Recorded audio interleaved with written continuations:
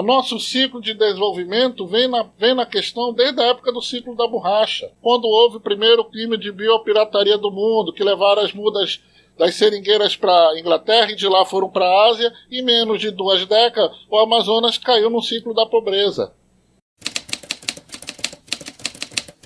E surgiu de novo, né, na época do governo militar, com a criação da Zona Franca de Manaus. Com o intuito de quê? Como está lá no Decreto-Lei 288, que criou a Zona Franca de Manaus, de criar um polo de desenvolvimento longe dos grandes centros consumidores, né, para trazer para o norte a geração de emprego e renda, mas numa visão em que o governo deixa de arrecadar para as empresas virem aqui, se instalarem, crescerem e gerar o emprego e a renda.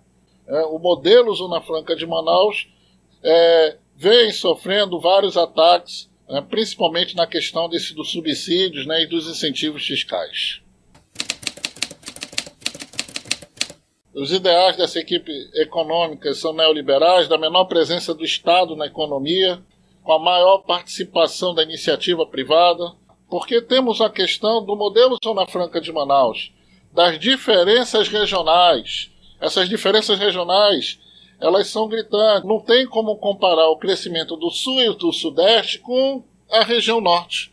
Região essa que precisamos desses incentivos. Mas em 52 anos fizemos o quê? Tivemos inúmeros planos de governo. Cada governo fez o seu plano, né? Terceiro ciclo, Amazônia, Zona Franca Verde, e assim vai.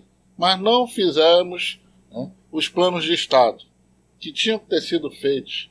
Para cada governante dar continuidade a esses planos essenciais para o crescimento de novos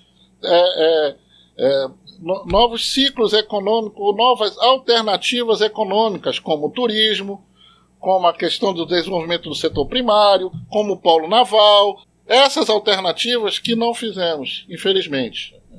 E tem aí esse novo desafio do nosso governador Wilson Lima, com a sua equipe, que eu acredito que, aproveitando essa tendência até pelo próprio governo federal, do ministro da Economia, o Paulo Guedes, de começarmos a desenvolver essas novas matrizes econômicas para nos tornarmos menos dependentes do modelo Zona Franca de Manaus. A situação do déficit ele já vem não só do governo Wilson Lima, como de governos anteriores. O Estado em si, ele tem que ter os controles das suas contas, mas ao mesmo tempo o Estado ele é obrigado, por prover vários serviços, ele é obrigado e ele sempre vai ficar em uma situação deficitária na questão do caixa. Como a construção de uma ponte, como a construção de um posto de saúde, pagamento dos servidores, ou de atividades no caso de planejamento, né, ou de infraestrutura, que o Estado precisa. O que o governador vai fazer é o controle dessa dívida, reduzindo os gastos do governo, tentando aumentar a arrecadação, né, com políticas de médio e longo prazo, para que o setor tanto do comércio como da indústria e os setores de serviço volte, né, a produzir. E aí sim, aumentando a arrecadação, o governo vai poder fazer o controle dessa dívida e colocar o Amazonas no rumo do crescimento.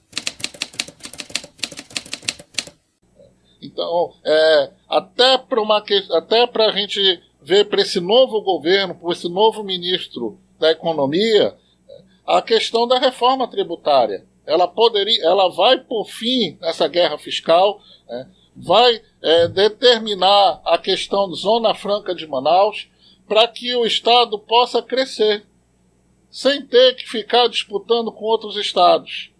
É uma questão política? Sim, é uma questão política. Mas também o Brasil todo tem que entender que nós, amazonenses, também temos o direito a crescer, a educação, a saúde, todos os direitos que estão na Constituição.